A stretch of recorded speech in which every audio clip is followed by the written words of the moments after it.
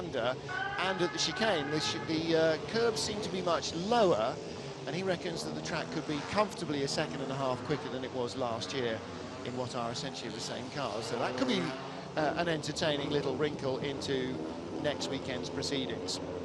Well, that is all for next weekend. There'll be a lot of there are already a lot of Hungarian fans here actually in Slovakia. We're not far from the border. Bratislava, the capital, is pretty much on the border with Austria. It's only about a 40-minute drive from Vienna, and we're very close to Hungary here as well. So the Norby Barmy Army are out in numbers already, and with a good weekend in prospect, we're going to hear a lot of them. Well, let's hear from Tiago Monteiro in his Honda. So for the first run, the Mach 3 simulation, we will do, you will lead the first lap, and then you will swap positions, so you go back to the last one. So first lap you are leading, then you start the second chrono lap, and you let the others go. Interesting. So what we saw when we're in Paul Ricard is that whoever got to the first corner first led all the way. And the time is between the start of Mach 3 and when the third and final car crosses the line. So it's the slowest of the cars that actually triggers the end of the 2 laps from a standing start in Mach 3. But here we're hearing, a little bit like we used to see in multi-car qualifying, the towing man on the first lap will drop back, let the others go by, and then pick up the tow at the back for the second lap. So that could be an entertaining new wrinkle. Yeah, and it's different circuit to circuit because obviously you get a huge benefit on the straight from being in a slipstream because the car in front is punching a big hole in the air, which reduces the resistance. But actually in the corners, and there's a lot of corners here in Slovakia, you get a lot of what we call wash, where the slipstream or the air disturbed in the car in front washes the downforce off the car behind. So it will be interesting to see how all that plays out at this circuit, because it's probably going to be more of a challenge than what we saw in Paul Ricard last weekend. Yes, more corners for certain, and as you say, so the car in second and particularly the car in third will be struggling a little more on their tyres. It is only 2 laps, but all the same, you know, when you saw in Paul Ricard it was won by 30 thousandths of a second. Every tiny little detail counts. The leader here as well. The other thing about this long front straight is that when you're leading and they are that close behind you in identical cars, they're going to end up almost running into the back of you, and perhaps that's why they've decided to pop the leader out of the slipstream, although he hasn't done that. Particularly for Honda, because actually their 3 drivers are very closely matched. Obviously, if one driver is a little bit off the other 2, it makes sense in a running order. But Honda, there isn't at the moment really a clear order. All the drivers are very much of a muchness in terms of pace. So that's something else that they're going to have to manage. Now, yes. That's okay. not gone well. Okay, you can almost hear. Right, Plan B. Yeah. But with all seriousness, you know, that's a very quick corner. It is aero dependent, very much aero dependent, and Huff didn't have either the line right, or the pace and the balance right, or enough grip to get it round the corner. And so you know, you've got to learn these things, and that is one of the things he's learned. Absolutely. He probably got slight tunnel vision, actually, because Monteiro was very close there to running off himself. So it was probably slight tunnel vision. You do get affected by the car in front in terms of which line you pick, particularly when you're trying to tow, because you're trying to maximise that slipstream effect. So you very much want to follow the car in front. Problem is for Huff now, he's got a car full of gravel, probably a damaged floor, and as we saw from the free practice session this morning, Michelin's lost probably 12 minutes of the session through a similar incident. Listening back to the radio that we couldn't quite understand from Huffy in free practice 1, he was complaining about a massive vibration. He said, I feel like I'm drunk in turn 1, I'm seeing 4 different apexes. He said, I'm sorry, I know you've heard this before, but the vibration is horrible. It's very weird as well, because the mechanics can't find anything mechanical on the car. So, I mean, they've changed all the floors, they've changed the rear dampers, they've changed as much as they possibly can, but they honestly don't know what that is at the moment. And be interesting to see in this session if we can hear anything on the team radio that says one way or another, or perhaps Alex can get an inside line from Honda. Just saw Jose Maria Lopez adjusting the brake balance, and that's why, just locking the rear a little too much as he turns into that never-ending final corner. So he's cranked it just a couple of turns or little notches on his brake balance adjuster to give just a little less rear braking. Ted Björk goes fastest. No, Freddie Ekblom follows him across the line and goes faster. Tom Coronel third quickest, ahead of Lopez and Muller, whose first laps were quick. My gut feeling with the Volvo team, Martin, is that I think they tend to run the engine power that they've got during the weekend. Yeah. And we don't see much of a raise from them into qualifying, whereas I think all the other brands tend to manage their engine power a bit differently in the free practice sessions, whereas Volvo, I think they're running the same power that they'll be running in qualifying. So I suspect they may get sort of a bit swallowed up once we get to qualifying, but they're certainly very, very quick here.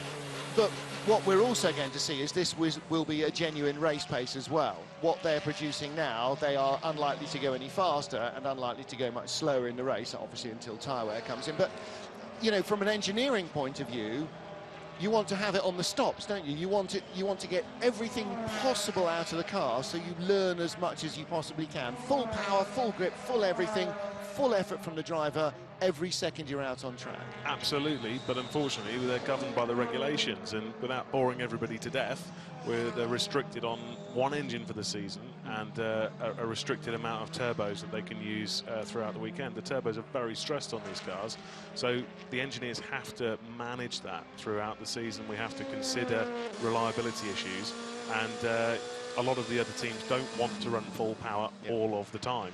They can get enough data from the car from everything else, but they don't want to be bringing in any reliability question marks. But Volvo, yeah, they seem quite happy to run full power in free practice, so we'll see how that goes. Well, it may well be that they've not had a really significant amount of winter testing yet and don't know quite how stressed or otherwise the turbos are going to be. I mean, from the turbo manufacturer, you're going to get a lot of that information. With your engine builders, they should have a fairly good handle on it, but as you know from an engineer, what works on a calculator is not always reproduced in the stresses of racing and temperatures and all the other stuff. No, quite. But I do know that that Volvo have a very, very good engine facility in Sweden, which is linked to the road car arm.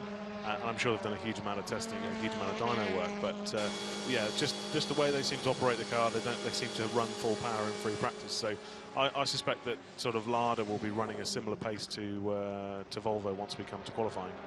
Do we like a conspiracy theory? We love a conspiracy theory. So here's the way the season works. Because they're the championship winning brand, every Citroën is now carrying an 80-kilo success ballast. And as the championship rolls on, the success ballast for the various different brands of cars changes depending on how fast or how slow they are in relation to each other. First two races, we're locked in. When we get to Hungary, the third race, and then every race after that, the weights can be adjusted if the complicated piece of mathematics that compares the best lap times of each of the manufacturers dictates that should be so. Season opener for Citroën, like for everybody else, at Paul Ricard. For Citroën, of course, home race. Really would quite likely to go well, even with the success ballast in France. Slovakia, lots of corners. Okay, they won both races here last year, and they won the only race the year before, but with all that extra weight, all these corners are always going to mitigate against them. It's going to be very hard to be dominant here, and it's not in France. So, do you know what? We'll just back the engine off a bit. We'll give the drivers 85%, 90% power. They'll still go absolutely as hard as they can. They just won't be going at that peak lap speed. The intermediate speeds aren't what it's the overall lap speed. It's that time that compares against the Hondas and the Ladas that will dictate how fast they shed some of their weight or otherwise. Okay, let's sacrifice Slovakia. It's not a home race, whatever. You know, we'll be in the... Our guys will be in the middle of top 10. The customers, well, you know, never mind. They're used to the car. They're not, you know.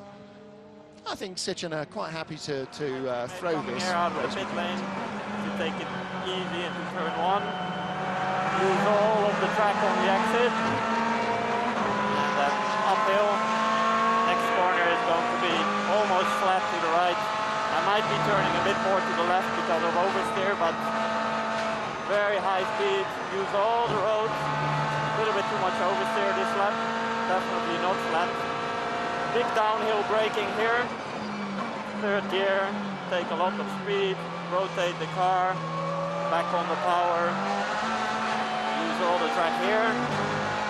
Nice sweeping section here, flat out. Very, very difficult braking into the next corner here. A lot of oversteer and entry, turning the car, be patient, and back on the power. Little left, difficult braking here, little look up, get the second apex, and back on the power. Nice fast left here, should be flat out. Yeah, flat out is left, be careful of track limits. Big braking downhill, bumpy. One of the slowest corners of the track. Prepare for the exit of the next one. Short shift to 4. Little bit too much wheel spin on the exit there. Long straight. Getting ready for the final turn. Everything is important here on the exit. Late braking, taking a lot of speed. Rotate the car, bit too much oversteer, and back to the power.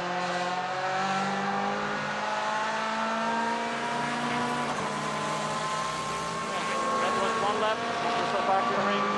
I hope you enjoyed it.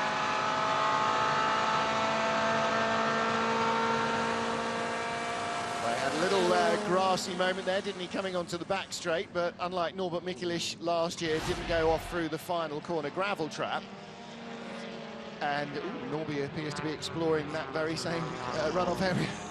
Exactly as we talk about it, that's the same place. That is the final corner.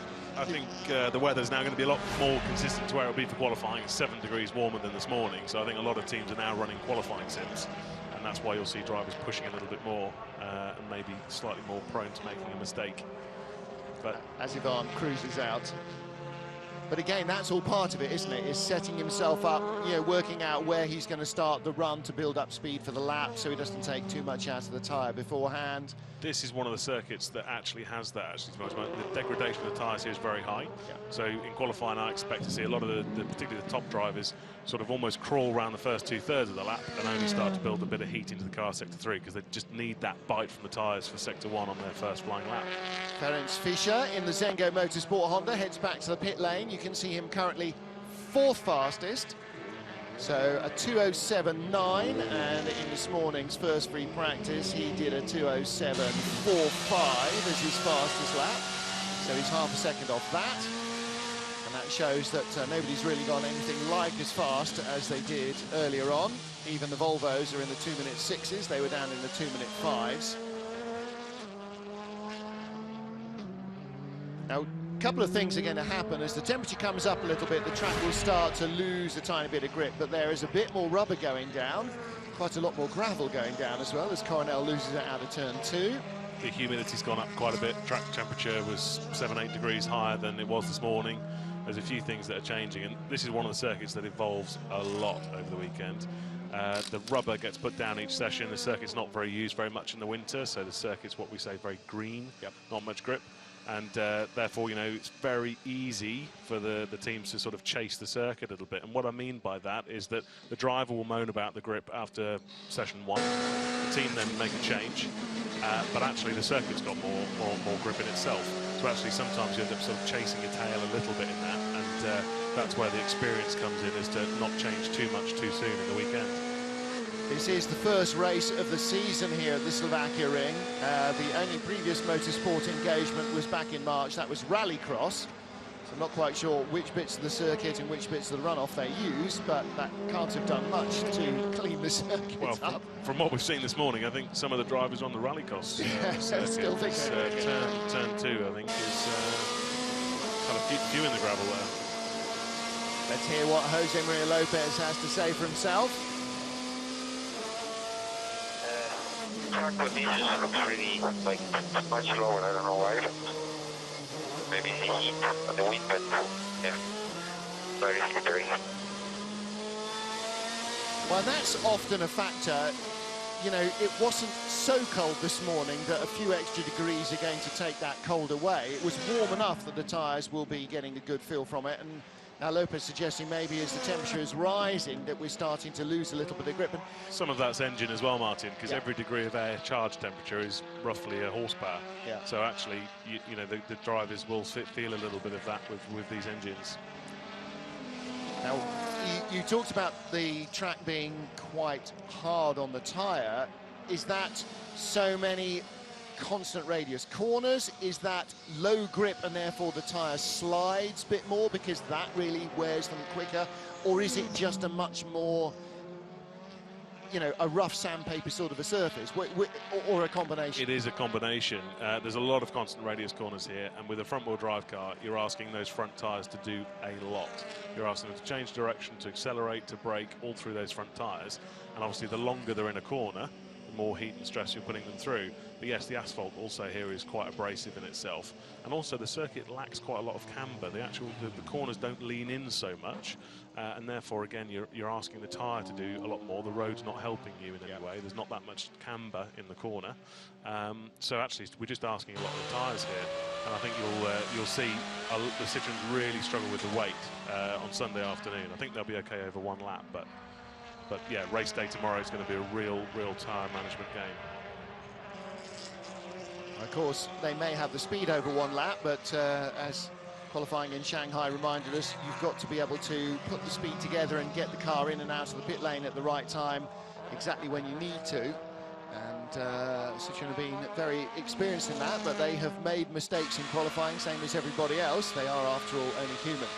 Now, what about driving style as well when it comes to tyre wear? We're talking about Ugo Valentin and the way that he likes to wring a car by the scruff of the neck, sort of in a single-seater driver in a front-wheel drive style, but that won't be helping much, will it? No, and I think it won't. Hugo's a spectacular driver. I absolutely love watching him. I think he's incredibly talented. He's going to be a star of the future. But this is the kind of circuit that will reward the sort of old guard of touring cars, the people who've been in front-wheel drive for a long time, people like Ivan Muller, people like Gabriele Tarquini. These guys are very, very good at managing their tyres, and I think that driving style will be rewarded a little bit more here. Very, very smooth, very considered. Flying lap coming up for Ted Björk in the Volvo. Purple first sector, which means not just fast for him. Chilton's first sector is his fastest, personally. But Ted Björk, the purple means fastest of everyone. He's currently second quickest. Fredrik Ekblom, his teammate, was faster. And there was, within 3 thousandths, exactly a tenth between them. He was 0.103 slower than Ekblom. He's done another purple sector, so this is a genuine qualifying effort from Ted Björk. And he's kept it together through the twisty stuff and still gone faster than anybody at any stage. Long last corner, and just when the tyre's really, really, really giving up, the corner keeps going and the temperature keeps rising on the outside corner that's doing all the work. It really, really mullers the tyre, and 7 tenths quicker. 2:05.88. He did a 2:05.59 earlier on. So, as you say, warmer air means a little less power. Warmer track means perhaps a little less grip. But that is the quickest that we have seen in this session. The first car into the 2:05s. The other thing is with this lap is that last corner is so difficult. It's going on for so long. You can lose so much time. And if you're on a really hot lap, mentally you want to get that corner right, but you can lose everything you've gained, the entire lap, in a split second in that corner, and you've ruined the entire lap. So it's very, very, very tricky mentally for a qualifying point of view, that you can't be too greedy in that last corner. You've got to just be patient and just get the lap time, because you can take everything in that last corner away. And toss it into the weeds. So Björk, Ekblom, Volvo 1-2, Valente third in the best of the larders, then Montero in his Honda. Tom Chilton fifth in the Citroën, 2:07.2. You watch the Volvo dance on the brakes, and that is a tenth quicker than Chilton went in the first session. Tomo, what's he just done? He is currently 15th at 2:09.3. That's some way shy of where he was early. First sector, so this is probably his sort of first new tyre run, I would say. It's 2 seconds off what he produced in the first free practice session, so yes. This time should be much better. Only 9 thousandths quicker in the first sector, which shows that he was quite on the limit in the first sector earlier on. First sector is quite simple here, though, so big gains aren't expected there. There's only a couple of corners, but Yeah. you're absolutely right. It does take a lot of commitment through there, so he was certainly on it. Yeah, And comes P3. across 8/10 faster. That's very much better. So 2:06.7. That might leave him in that 10th, 11th, 12th kind of area regarding qualifying. And if it's more 10th than 11th and 12th, then he will be a very happy Tomo by the end of the afternoon. I hear on the grapevine that the Chevrolets sort of are allowed to run qualifying power for 1 lap in free practice 2, so I would say that's probably James's sort of top power run for a qualifying simulation. And again, I think that Lada sort of hold back their power until qualifying. So I think that the Ladas are probably going to be 3 to 4 tenths quicker than they can demonstrate in this session, even if they are trying for a qualifying run. And Banani goes 2.3 seconds quicker than his previous best, which leaves him in 16th. Oh. Not that sort of an improvement then. So Nicky Katzberg, who we heard doing our talk around the lap. And again, you know, we talked in the first free practice about how brutal these cars are. If you were in the passenger seat, never having sat in a race car, only ever having been driven even in acceptably fast road cars, your commentary all the way around being, oh my God, oh my God, oh my God. Exactly like that the whole way around. And yet he is not only driving the car close to its considerable limits, but talking to you all the way around about what he's doing in a foreign language. You know, and again with Norby doing that, when Huffy does it, or somebody like Tomo, you know, they're doing it in their own language. When a lot of the drivers do this, they are having to do it in not their own language while driving a car at very close to its ultimate limit. That takes some considerable mental agility. And it's that processing power in the brain that actually allows them to be able to drive the cars the way they can.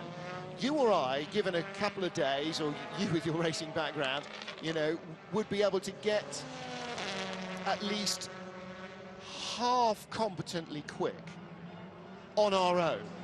But put other fast-moving machinery around and suddenly all bets are off, because you would just go into a blind panic about who's doing what where and completely lose any control of your own car. No question. And I think, like, it sounds like a very simple metric, but honestly, in terms of how a driver talks to you from the car, is generally a reasonable marker of how good they are. The best drivers talk to the pit wall like we're talking now, very calm and etc., because they have the mental capacity to deal with it. And it's not just that, but when the car's dancing around and you're pushing on a lap, you need to be recording all the information so you can relay that to the engineers when you get back.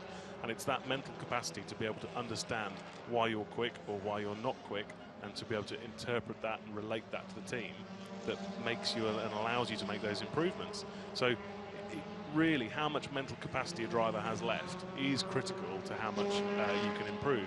So I know it sounds silly, but just how they talk on the radio is actually quite a good yardstick to how good a driver is. And when you listen to Huff or Ivan, they're normally very calm on the radio and very, like we're talking just now.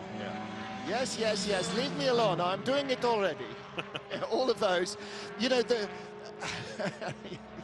we laugh at the frustration that drivers have, but you're right. Again, the same thing. If a normal layman was lapping fast in any car around here, if somebody starts asking them questions in their head, their lap times go to hell in a handcart, because you stop thinking about what's taking up all your focus, which is trying to get round without crashing, and start thinking about something else. And for these drivers, it almost literally takes no more mental focus to drive the car at these sort of speeds than it does for most people to drive down the motorway. Yeah. And they're paying a lot more attention. But you have to have that processing power left, otherwise your spatial awareness is zero, you've got no idea what's going on around you, and you can see that when drivers get into a category where they're plainly out of their depth, because not everybody has the same brain power. You can see somebody who can deal with anything because they're aware of everything around them. Absolutely. And I think Nicky Katzberg is using all of his mental capacity at the moment, because it looks like he's on a new tyre run. Qualifying sim, he's quicker than anybody in the first sector by a tenth, and as we said, it's a very short first sector, so it's impressive. Yeah, half a second up in the middle sector. This will be a qualifying run from Katzberg. I expect him to go really well this weekend. I think so. I think he qualified 4th last year, which was very impressive. But the car's come on a bit, and I think the Citroen being so heavy, there's a real opportunity for him this weekend. He likes the track. He knows it decently well. And as you saw the impassive face of team boss Victor Shapovalov, the Ladas are going quickly. He goes fastest of all, the 2:05.581, which is the 3rd fastest lap we have had recorded here. So the 2 Volvos went quicker in the first free practice. Katzberg could definitely put the cat among the pigeons here. Have Lada ever been on pole?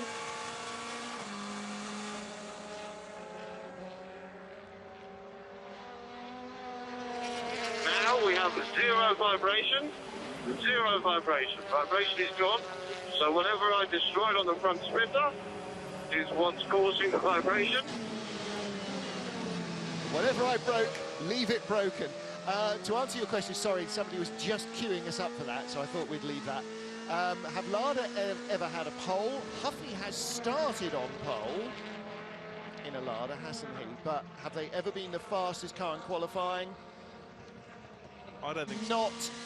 Not even when Tomo and Jaap van Lagen were going quickly in the red cars at Imola. No, they weren't. I don't think they've ever had a pole, and I think they're in with a shout this weekend. I honestly do. Do you know what? I don't think there's anybody that would begrudge them, because the Lada boys would be so excited by it. Yes, that would be. I think, Honda, I know it's only free practice, we don't know what power levels people are running, but Honda they seem to have problems at the moment. There seems to have a few little niggles. Huff hasn't been happy with his car all weekend. Clearly the mechanics haven't been able to fix it, so he's fixed it himself by running off the road. But it's that comedy thing when you lose your memory by a blow on the head. Well, let's give him another blow on the head, he'll get his memory back. Yeah, a little bit. It's broken, I'll break it again, now it's fixed. And I think, Citroen are clearly struggling this weekend. And I know you've got your conspiracy theory, but even... I quite like my conspiracy theory. I think the case for the defence on that is that the first race, the weather was pretty poor throughout the build-up to qualifying. Yep. And then everyone's got a lot of different tyre allocation compared to what they would normally have. And I think there's a few circumstances that went on, but just case for the defence on the conspiracy. But I think, Citroen are struggling this weekend, and therefore I think the door is wide open. And as we said this morning, it means that in reality, Honda and Lada need to place that sucker punch onto Citroen this weekend in terms of the points board. And Honda seem to be sort of making their own problems, and Lada just quietly getting on with it. I think the door is wide open, and I think probably Volvo has slightly flattered themselves in practice, because they seem to run full power. So it's going to be interesting come this afternoon. Another couple of things to throw in at Paul Ricard. There's no question that Ivan Muller helped Lopez win the race. If Ivan hadn't outstarted Thiago and got in front of him into turn 1, Thiago would have won. Of that there can be no question. If Ivan had held him up for 1 lap less, certainly for 2 laps less, Thiago would very likely have won. He would have been all over Lopez with 2 to go, instead of all over Lopez at the checkered flag, because he was reeling him in hand and fist at the end when the Citroen's tyres finally started to really have given of their all, and the brakes started to give up as well. I mean, Lopez said, as racing drivers are wont to, there was nothing left. The car had fallen apart. Obviously, it quite hadn't. But, yeah, if Ivan, in his desperation to get to Lopez, hadn't managed to jump Thiago at the start, Thiago would have won, and he would have won at a canter. He would have gone away in the way that he went away in Japan last year. No question. Oh, that's a shame, because he was on a... Yeah, he was on a fantastic lap. And a Lada just in front of him. Was he slightly distracted, or did the Lada go by? Just took too much speed in, I think. I don't think that was to do with the Lada. And that's the final corner thing. You're braking desperately late into every corner, but here you get out onto that grey stuff and it just keeps getting later and later and later. There is no coming back from out. Actually, I think there was a bit of dust up. I think a Lada had already gone off. Oh, and yellow flags are out with 40 seconds to go, so the car will remain there till the end of the session. That's what the team managers call the light bulb effect. It always shines brightest before it goes pop. So lit up the timing screen in Sector 1 and Sector 2 with a fastest of all in Sector 1 and a personal best in Sector 2, but yeah, sadly went off in that awful last turn. See, that's where, as a layman, somebody would say to you, "You're going really well." Yeah. And that's when you bin it. Yeah. Oh, and Ugo also I think this was just ahead. Was just ahead. Yeah. So just enough. You know, we talk about that, drivers flashing headlights or, you know, jinking around behind. Why are they doing that? I know, you know, the other driver knows the car's there. It's to get any momentary lack of focus, anything at all. As we just saw, a tiny thing that takes your focus away can let you run out wide.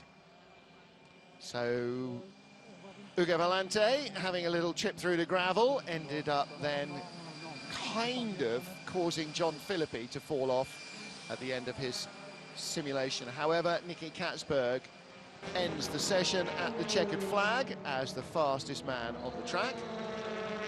Ted Björk, Fredrik Ekblom in the Volvos, second and third quickest. John Philippi crunches away over the gravel. Philippi was on for a top 5 time there. Yeah. So maybe the Chevrolet is going to come into play at some point this afternoon, because that would have been 2 Chevrolets in the top 6. Well, it's as light as it's ever been. We've never doubted either the speed or the nimbleness of the chassis of the Chevy Cruze. It's always been a great chassis.